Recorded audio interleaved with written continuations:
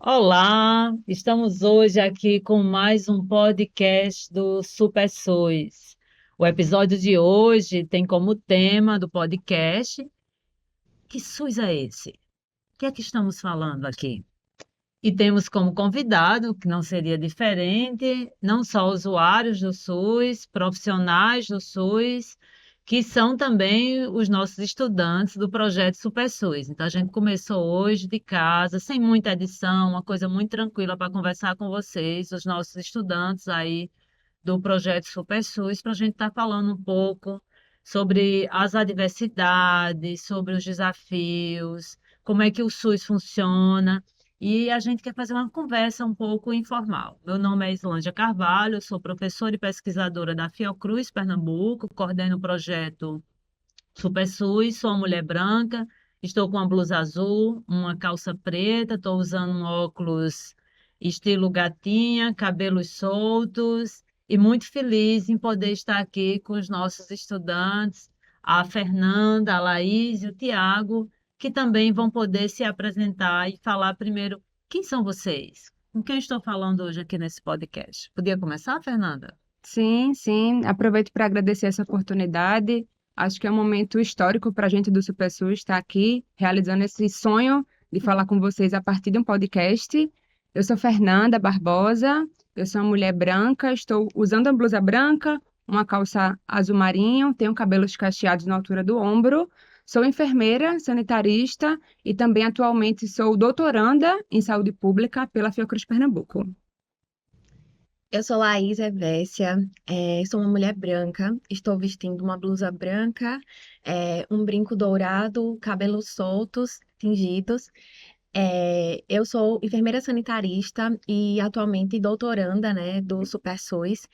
E é um prazer estar aqui hoje no SuperSUS, principalmente falando com o público jovem, que faz parte também do SuperSUS. Então, Islândia, muito obrigada pela oportunidade e é isso. Sou Thiago Brito, sou um homem negro, tô com uma camisa azul, verde musgo, azul, verde musgo, uma calça jeans azul, tenho cabelos cacheados, sou formado em gestão da informação e agora sou mestrando também em ciência da informação. E é um prazer estar aqui nessa mesa. Muito obrigado, professora Joana, pelo convite. Como sempre, um prazer estar aqui compartilhando dessa mesa com pessoas tão incríveis. Obrigado. Bom, nós somos uma equipe que está aí no projeto Super SUS, mas antes de sermos uma equipe que estamos fazendo pesquisa, nós também somos usuários do SUS. E vocês não sabem, mas eles não sabem quais são as perguntas que eu vou fazer. Então, eu queria provocar para você que está em casa se identificar, porque quando a gente vai fazer um projeto de pesquisa como esse, quando a gente vai defender algumas questões, nós também temos dúvidas, sabe? A gente também tem os nossos aperreios e a gente tem também aqui três estudantes que estão em suas teses, fazendo um trabalho científico, e essas dúvidas também se passam por a gente. Então, não pensem que só porque vocês são estudantes e tal, e a gente sabe todas as respostas, a gente não sabe. Por isso que eu quero compartilhar um pouco com vocês aqui esse desafio. E aí, a primeira pergunta que eu faço a Laís, Laís vem de uma cidade do interior, de Alagoas, Sergipe. Sergipe. Eu sempre misturo Alagoas com Sergipe, não que eu não seja uma boa nordestina e que não conheço o mapa. Mas quando Laís chegou falando dos seus desafios do interior, sergipano, que tem, eu acho que tem algumas pessoas aí que estão no projeto, que estão também no interior, sabe que a única alternativa, às vezes, que tem é o SUS. Então, eu queria saber da tua experiência do SUS, o SUS Vida, o SUS Real, no interior de Sergipe, assim, como é que você descobriu essa história de SUS? Como é que você chegou a defender? Porque ela foi residente, chegou querendo defender o SUS, e eu nunca entendi um pouco a história dela. E hoje a gente vai saber pela primeira vez. Primeira vez. Então, a minha história com o SUS, ela começa quando eu era adolescente. Eu não tinha essa sensação que o povo brasileiro tem, né? Que a gente encontra, inclusive, nas nossas pesquisas hoje, é uma sensação que eu experimentei lá atrás, quando eu era adolescente, de não conhecer como o SUS era.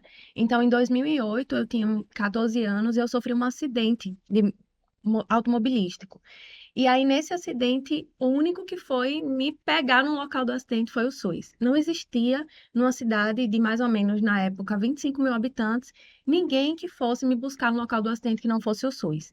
A minha cidade tem um hospital de pequeno porte, até hoje ainda tem esse hospital de pequeno porte, e imagine, tinham clínicas privadas, mas primeiro, mesmo que elas estivessem abertas porque era um domingo, elas não iriam me buscar. Então, naquele momento, eu entendi que o único que poderia me salvar era o Sistema Único de Saúde, mesmo não entendendo que aquilo era SUS, porque naquele momento eu não tinha essa noção de que quem foi me buscar no local do acidente, o médico que estava me atendendo, fazia parte de um sistema de saúde. Eu já nasci dentro do SUS, né?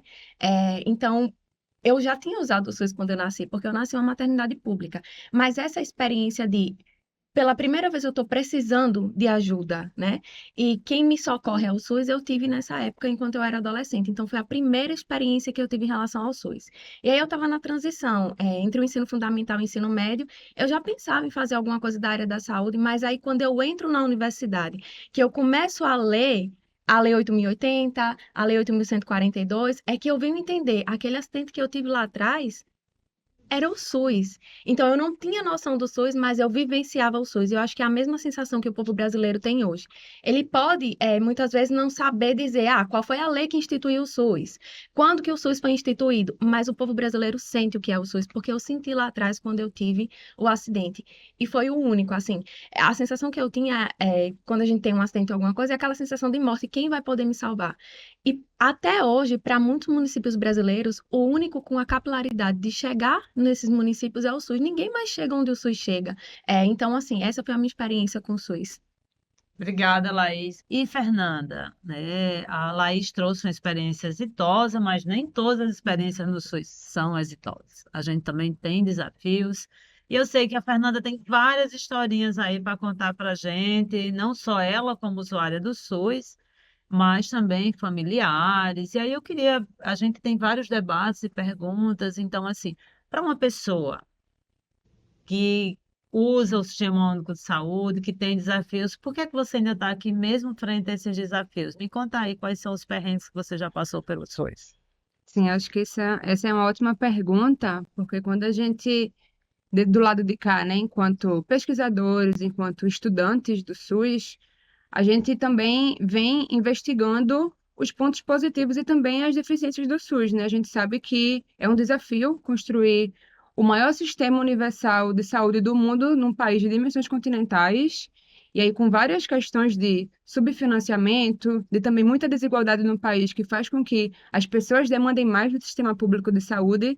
Então, a gente tem dificuldades, sim, né? Eu acho que todo mundo aqui também tem pontos positivos e negativos sobre a experiência com o SUS. Eu vou contar algumas histórias que eu considero de êxito e outras histórias que eu julgo mais desafiadoras. Eu acho que algo que todo mundo vivenciou, que foi muito importante, foi durante a pandemia, quando a gente conseguiu ter acesso à vacina. Então, acho que isso é um marcador importante, né? E lembrando que o Brasil é referência mundial no Programa Nacional de Imunização. Então, todo mundo aqui que está me assistindo teve acesso à vacina, então todo mundo conseguiu se vacinar, e eu acho que naquele momento foi algo muito importante para a gente, né? Um momento de muita dor para a população mundial, principalmente para a gente aqui no Brasil. Eu acho que a vacinação no SUS é algo muito importante, todo mundo tem acesso, já sai do hospital com a vacina, né, de BCG já garantida, independente quanto você ganha, independente da sua classe social, então isso eu acho que é muito importante. Outra experiência que eu tive muito boa com o SUS foi quando fui picada por algumas abelhas e eu tive que acessar a unidade básica de saúde. Então, quando eu cheguei na unidade básica de saúde, que é o famoso postinho de saúde também, eu consegui ter todo o acesso. Então, tive o primeiro contato com a enfermeira para fazer meu acolhimento, depois fui acionada pelo médico e eu saí da unidade de saúde com o medicamento que eu precisava, que também é a realidade, né? De muitas pessoas que estão nos ouvindo, quando precisam ir no postinho, tem alguns problemas de saúde, que lá também tem medicações de uso contínuo que a gente pode ter acesso. E também tem algumas experiências que foram mais desafiadoras, tanto pessoalmente quanto com familiares. E aí eu tenho uma situação muito emblemática na minha vida, que foi quando eu precisei de um acesso na urgência, numa UPA, e depois precisei ser transferida para um hospital que a gente chama de alta complexidade, que é um hospital que tem outros recursos que não tem nem no postinho, nem no ambulatório, nem na policlínica. Então, quando eu precisei ser transferida, né, de uma UPA para esse hospital de alta complexidade, onde eu passei 2 dias internada, eu também vivenciei tudo que muita gente aqui ou vivenciou, tem parentes que vivenciam, né? Então, eu tive que passar 2 dias numa maca no chão, onde a minha mãe teve que passar também 2 dias comigo em pé, porque não tinha cadeira para ela sentar. Então, foi um momento muito difícil para mim e para mim também, quanto pesquisadora do SUS, porque a gente sempre vem conversando, né? Qual a dificuldade do SUS hoje? Será que é a falta de acesso ao nosso direito? Será que é a falta de efetivação desse direito? Então, para mim, isso aconteceu tem 2 anos. Eu já era estudante do doutorado, né? Então, eu fiz uma residência em saúde coletiva, tenho um mestrado em saúde coletiva e atuei também na gestão do Sistema Único de Saúde a nível municipal e também a nível federal. Então, estar nesse lugar de usuária, precisando do SUS, me fez repensar muita coisa, inclusive de me manter aqui, né? Acho que essa pergunta que o João traz é muito importante, né? O que é que me faz continuar nessa luta e nessa defesa do SUS? Eu acho que é justamente quando eu estava lá, era de entender que, por mais que a gente tenha leis, um arcabouço teórico e legislativo, né, imensamente satisfatório, porque tudo que a gente precisa hoje está na lei, mas a gente tem uma dificuldade entre a lei e a efetivação na prática por vários motivos, né? Eu acho que quando a gente fala de financiamento é um desses grandes motivos, além de problemas na rede, problemas de gestão mesmo, né? De como a gente sai do postinho de saúde para acessar esse hospital, né? De grande porte, como a gente costuma dizer. Então, eu acho que o que me faz me manter ainda firme e entendendo que essa é uma luta minha e também coletiva, é ver que a gente pode sim efetivar esse direito, mesmo com dificuldades, e não é porque a gente teve uma experiência negativa que esse é o padrão. A gente sabe que o SUS é referência no mundo em vários outros programas que a gente vai conseguir falar um pouco mais nos outros episódios, mas eu acho que é isso, né? Essa necessidade, essa vontade de querer que esse direito que está garantido na Constituição seja efetivado. Obrigada, Fernanda, por sua sinceridade. Eu acho que é importante as pessoas saberem que nem sempre também só ter o conhecimento, que é o seu caso, vocês viram como ela fala difícil também, né? Vocês viram que elas falam super difícil. Então, vocês vão ter que colocar aí no YouTube as perguntas e a gente vai respondendo depois, assim, se alguma palavra vocês não entenderam, tá? E eu vou falar agora com o Tiago, porque ele não é profissional da saúde, tem uma experiência também como usuário, eu acho que é importante trazer a história. Depois eu vou falar da minha historinha também, porque eles nasceram aqui depois que a Constituição foi promulgada. Isso vai fazer uma diferença enorme, tá? A história dela em 2008, a história da Fernanda em 2022, e com certeza a história mais recente de um milenal, vai trazer a vocês algumas informações que eu, da década de 70, vou falar para vocês como foi diferente, mas eu quero escutar. Fica aí esperando, porque eu vou já contar para vocês o que aconteceu comigo, mas antes eu queria ouvir a sua história, Tiago. Você sempre diz assim que quando escuta as pessoas falarem que tem plano de saúde, essa coisa toda, você fica assim, eu não entendo por que é que as pessoas não veem UPA. UPA é muito novo na nossa história. Não sei se você sabe, a UPA é uma política muito recente, que são as unidades de pronto atendimento. Antes de terem as unidades de pronto atendimento, quando as pessoas precisavam de atendimentos, aqui em Recife elas iriam para a restauração. Então, talvez esse seu estranhamento que as pessoas procurem ainda o hospital seja porque elas não entendem que mudou um pouco o sistema. Aí eu queria que você contasse um pouco mais desse seu estranhamento e como você vê as pessoas que procuram o Sistema Único de Saúde em momentos de emergência. O que é que você vê a partir desse seu lugar de experiência de um jovem negro que andou aí pelas periferias de Recife? Me conta. Então, para mim é muito estranho, porque para mim o caminho de acesso é a UPA. Antes era o hospital da minha cidade, eu nasci em Itapsuma, inclusive nasci no hospital, na maternidade de Itapsuma. Quase que eu nasci em casa, né, porque minha avó fazia parto, mas fui para o hospital. E quando eu estava doente, o único caminho que eu tinha, eu fui uma criança com muita crise de asma, então, fui uma criança que passou por muito tempo dentro do hospital. Então, eu fui cria do SUS. Eu estava refletindo muito sobre isso e digo, eu fui cria do SUS, porque eu nasci, minha mãe não tinha muita experiência, minha mãe me teve com 18 anos, então ela não tinha muita experiência de como ser mãe, e ela me alimentava de forma excessiva. Então, com 10 meses, eu tinha 10 quilos, Com 4 meses eu tinha 10 quilos, uma coisa assim absurda. Eu precisei ir para o hospital, fiquei internado, minha cabeça cresceu, conto sempre essa história. Porque Continua grande até hoje. porque foi feito um acesso errado e tudo mais, mas aí o próprio hospital conseguiu resolver, a mãe gritando desesperada, conseguiu. E desde então, o meu acesso à saúde era via SUS, ou diretamente na emergência do hospital, lá na minha cidade, Itapissuma, ou na cidade de Igaraçu, e depois, quando eu fui crescendo, já quando eu fui ficando adolescente, era UPA. Então, quando essa semana eu recebi uma ligação de uma pessoa conhecida próxima, que estava com uma emergência de saúde, e era uma pessoa que tem uma classe social um pouco mais alta, né? E aí, média alta. E aí ela dizendo, não, eu vou para o hospital, eu vou para restauração, porque ela tá com muita dor, acho que já sei que é apendicite, então eu vou levar para restauração. Eu disse, não, você tem que levar para a UPA. E aí a pessoa ficou muito nervosa, dizendo assim, na UPA? Eu disse, tem que ser a UPA. A gente só consegue atendimento na UPA. Se você for para restauração, você vai. Pra mim é tempo perdido, porque você vai chegar lá, você não vai, eu acho que você não consegue ter acesso. Eu nem sei, é bom estar com os profissionais aqui para dizer. Mas para mim o caminho é a UPA, porque a gente chega na UPA, passa pela triagem, da UPA ela encaminha você para o melhor local, né?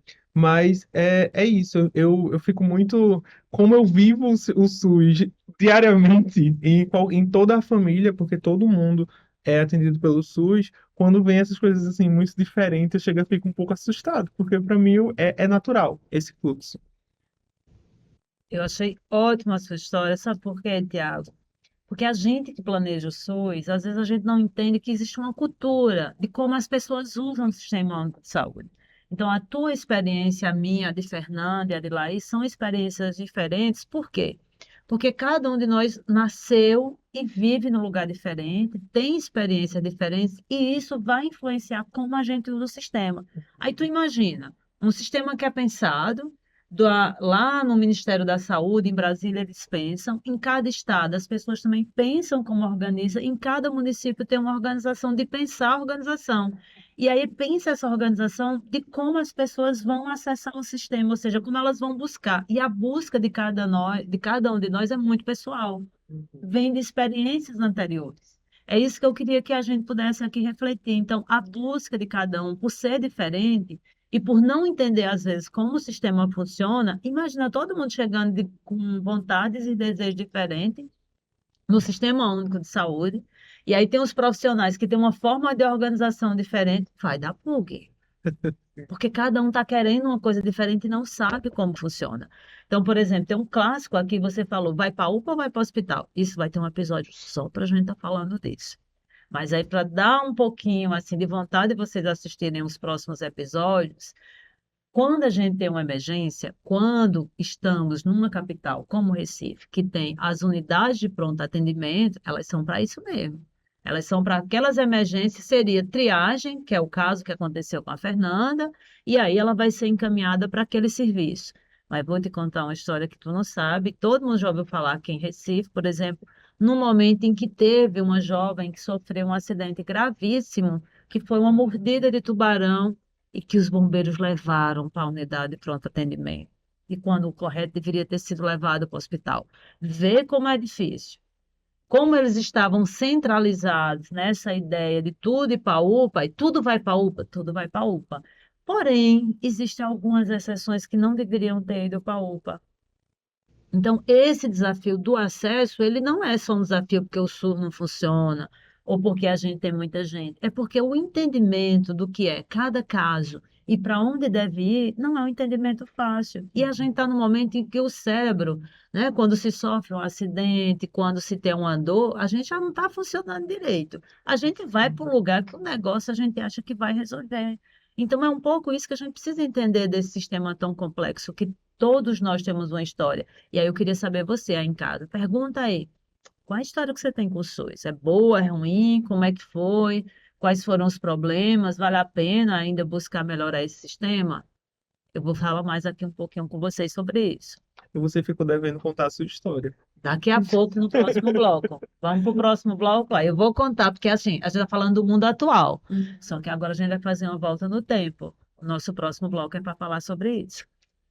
E aí eu queria só, antes da gente ir para o próximo bloco, só fazer um adendo que a gente trouxe aqui situações de acesso aos serviços de saúde. Então, quando a gente fala de eu uso o SUS, mas eu tenho um plano de saúde, a gente sabe que a água que a gente bebe é regulada pelo SUS. Portos e aeroportos são regulados pelo SUS. Então, a gente trouxe situações específicas de acesso aos serviços de saúde, que eu acho que a grande maioria da população ainda vê o SUS como esse local de acesso, de assistência, mas se a gente for pensar nas outras dimensões, a gente tem usado o SUS todos os dias, né? Aquele SUS que a gente não vê. Então, acho que a gente também pode trazer isso nos próximos episódios. Com certeza. Mas nesse bloco 3 também vamos falar sobre que SUS é esse que a gente está falando.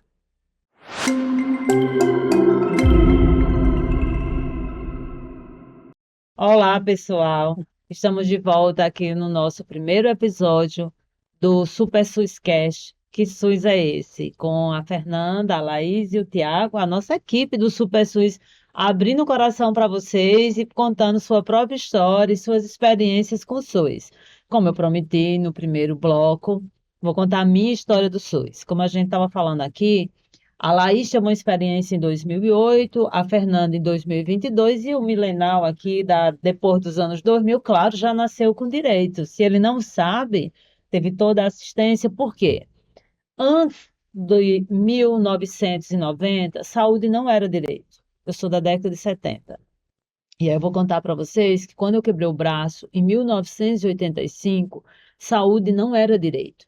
Por não ser direito, eu sou do interior de Pernambuco, uma cidade muito pequena, lá tinha uma unidade de saúde, mas olha só, uma coisa muito simples, como quebrar o braço não tinha como ser assistido e eu não tinha para onde ir.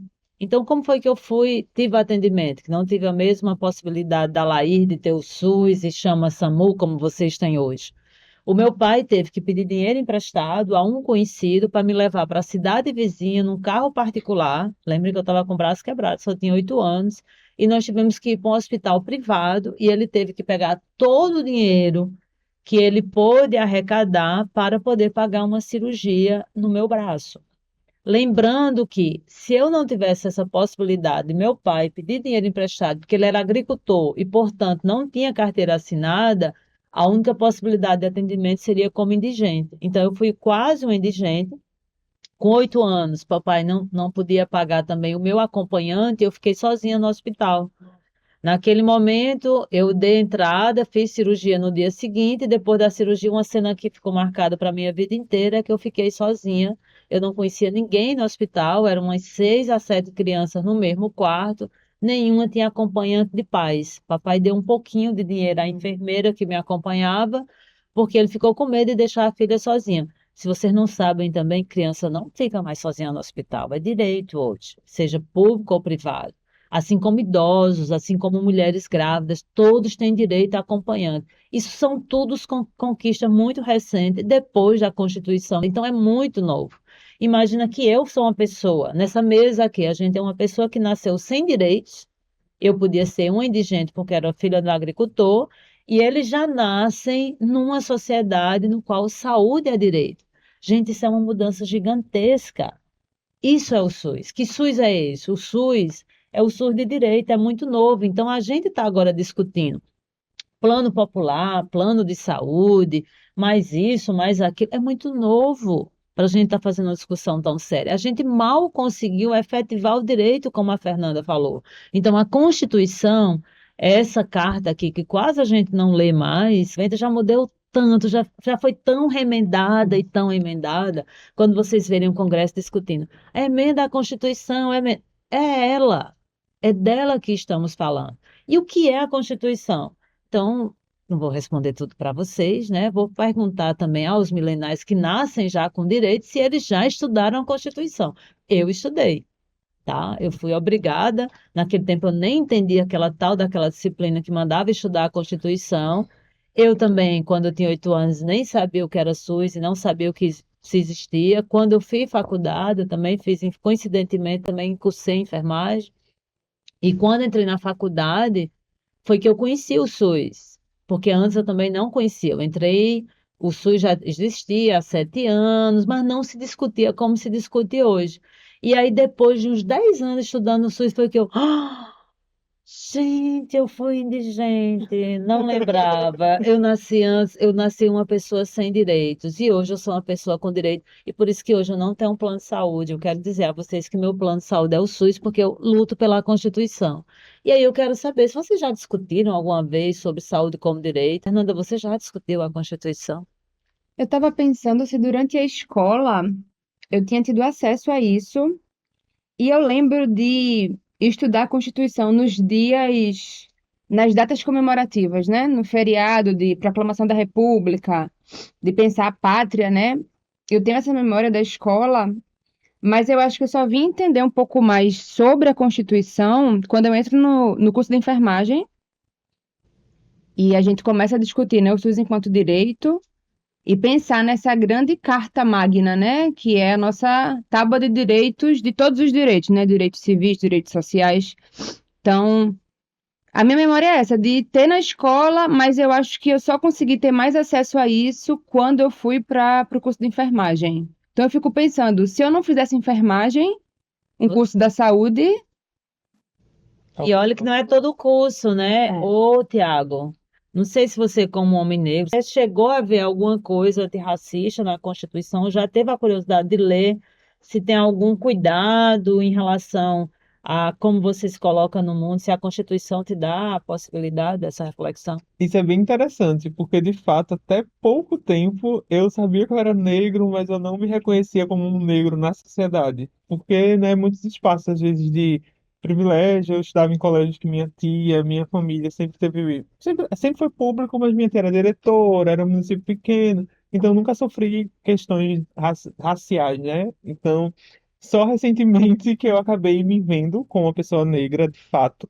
e me entendendo como essa pessoa negra. E foi quando eu fui buscar também na Constituição.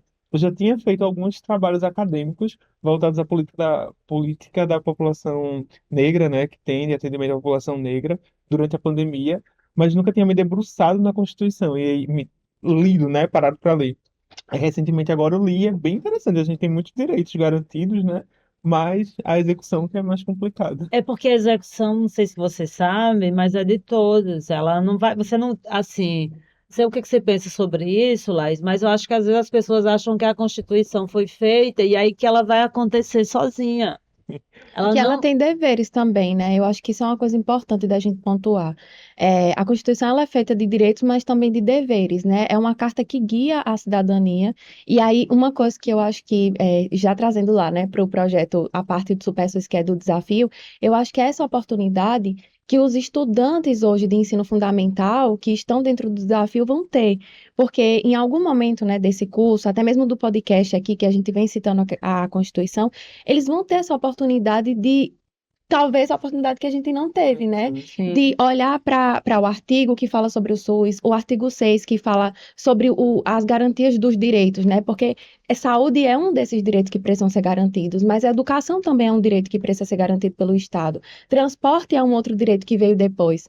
Mas é Então, isso que eu tô aqui trazendo para você, que você foi logo assim, deveres, né? Mas não é só isso. É dizer que existem direitos e deveres, né? Os deveres do Estado, mas para que esses direitos e deveres eles aconteçam, existe uma perspectiva de cidadania e de controle social. Então, quando a gente fala do SuperSUS cidadão, por exemplo, por que a palavra cidadã e cidadania? Porque essa grande mudança que a gente traz com a Constituição. Nós deixamos de ser indigente, eu estou reforçando com vocês, e a gente começa a ser cidadão. E cidadão de quê? De direitos. Então, antes de sermos mulheres, homens, e claro, não é todos esses desafios que a gente criou uma ideia de cidadania, baseada num pacto social que é a Constituição.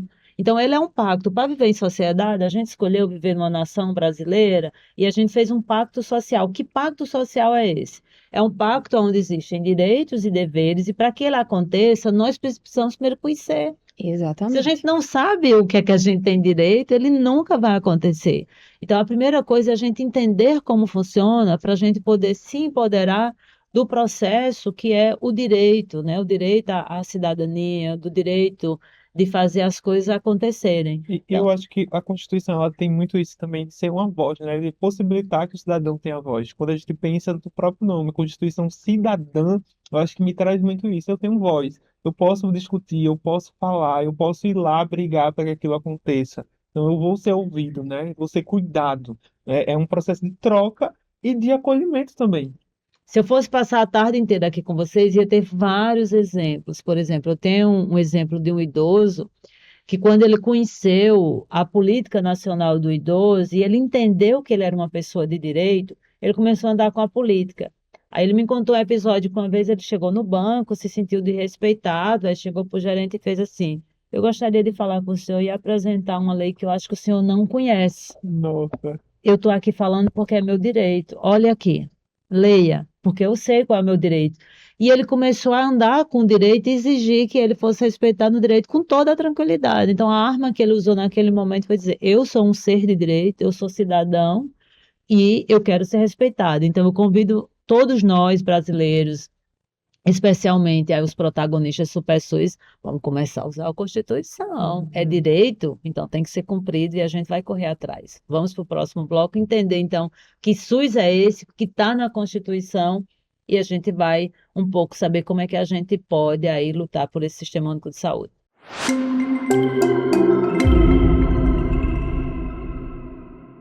E aí, gente, aqui no nosso bloco 3 sobre o que SUS é esse, e como eu estava falando, a gente precisa ter em mente que a Constituição é um instrumento super importante, né? No artigo 196 da Constituição, é dito que a saúde é direito de todos, mas não só isso.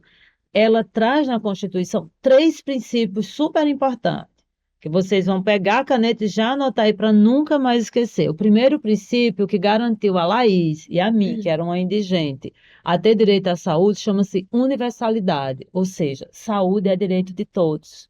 A partir do momento em que a gente tem a Constituição de 88, mas a lei é de 90, tá? Para vocês não confundirem também essas datas. Nossa Constituição é de 88 e a partir da lei que regulamenta a Constituição em 90, mas o direito ele nasce em 88, depois começa a ser regulamentado de fato, e aí a gente tem aí as duas leis na saúde, a 8.080 e a 8.142, e a gente tem os princípios e diretrizes. O primeiro é esse, a universalidade, ou seja, todo ser que nasce no Brasil, ele tem direito à saúde, ele é um cidadão. Então, a ideia da universalidade, saúde é para todos, sem distinção de raça, cor, sexo, opção de gênero. O outro princípio super importante, e esse serve não só para a saúde, mas eu acho que para todas as políticas, chama-se equidade.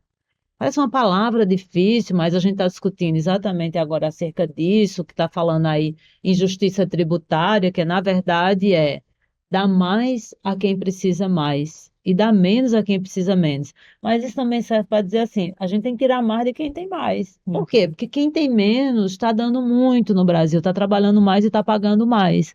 Então a gente vai discutir com equidade, né, que é a ideia de justiça. Ou seja, se Tiago adoece mais, ele vai usar mais os recursos e eu vou dar a ele o que ele precisa.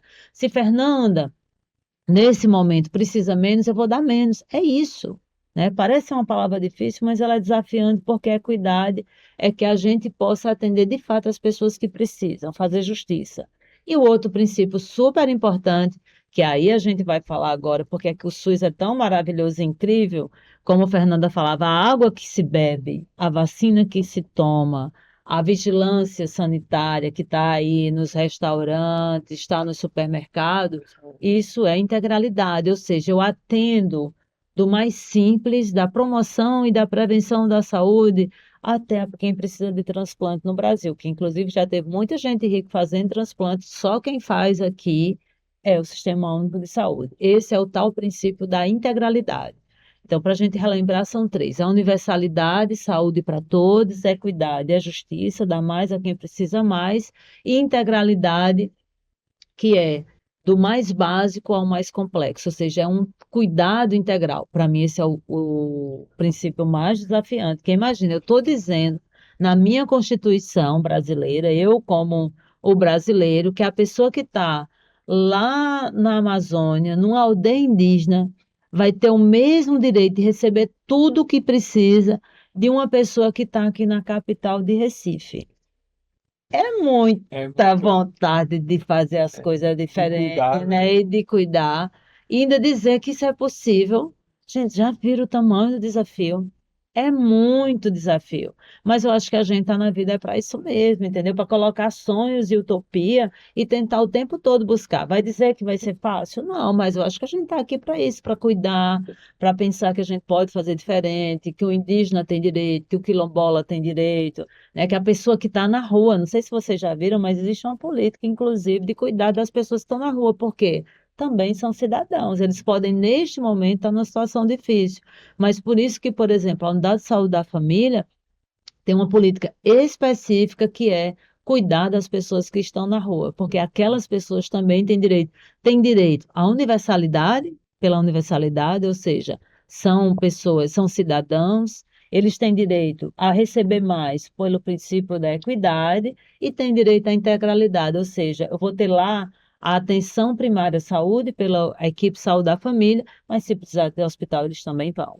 Olha Oi, que coisa Islay, e eu não mágica. queria perder essa oportunidade, porque eu acho que Islândia tem, né? Uma das linhas de pesquisa dela é justamente as tecnologias, né, para o SUS, mas eu acho que tem uma linha que a gente não pode perder essa conexão aqui, né? Que é a questão do financiamento, porque você falou em justiça tributária e falou em impostos, e muitas vezes as pessoas. Eu perguntei, por exemplo, para o meu sobrinho, que tem 9 anos. Como era, porque a minha mãe fez um tratamento de câncer pelo SUS, e aí a gente estava conversando sobre saúde, e aí eu perguntei para ele, como é que você acha que a sua avó fez o tratamento pelo SUS? Quem você acha que pagou por esse tratamento? E aí ele ficou muito pensativo, assim, e aí ele foi fazendo algumas associações até falar a palavra governo. Por quê? Porque ele já conseguiu internalizar, mas aí o meu sobrinho, né? Por eu também ser profissional de saúde, por ele escutar, então ele ouve essa palavra, e aí eu fiquei perguntando para ele, mas como é que o governo faz para pagar?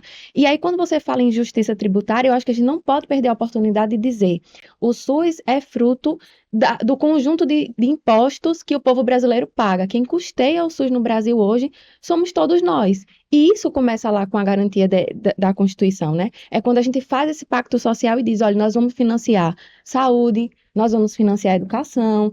E isso é uma garantia de direitos, e aí eu não poderia perder essa oportunidade com a pessoa do financiamento para falar um pouquinho também de como é que esse sistema se sustenta, né?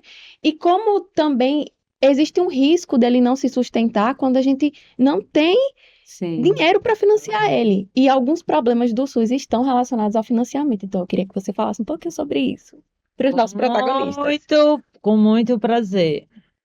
Primeiro, o SUS, ele já nasce subfinanciado, né? A Constituição de 88 já mostra, por exemplo, que quando o SUS foi regulamentado, o governo da época cortou tudo que dizia respeito à saúde. Então, imagina, eu aumento a minha família e não boto dinheiro nenhum. Já nasce pobre. Então, a gente diz que o SUS já nasceu sem roupa. Foi um bebê que já nasceu sem nada. E tivemos que buscar, desde o seu nascedor, financiamento para isso. O SUS hoje, ele tem em média, por nós, por dia, R$ 5 mais ou menos para fazer saúde, aproximadamente, tá? Então, assim, eu acho que a gente faz mágica e é milagroso. E eu costumo fazer uma brincadeira, porque, assim, não é o governo, gente, que paga a saúde, tá? Não é. Com 10 letras eu faço essa brincadeira na sala. De onde vem o dinheiro da saúde? 10 ou 8 letras? Eu Oito, lembro 8 letras. de 8, o que é que você lembra? Isso foi de uma aula em 2013, Tá. revelando datas, né? Datas. E quando ela falou, eu fui fazer as contas nos dedos. Eu acho que são 8. Meu bolso é a resposta. Meu bolso, se eu for pensar de uma forma individual, mas como eu também quero fazer pegadinha, Atualizada essa pergunta. então. atualizada para nosso bolso. Ah, Então, boa. todo o Boa. recurso da saúde, ele vem do nosso bolso. Cada um de nós pagamos um pouquinho. Por isso essa discussão, né? Se hoje eu estou saudável, não vou usar, mas já estou pagando. Por isso que é um direito, né? Porque aqui, quando a gente nasce como cidadão, também já foi pactuado o imposto que a gente vai pagar.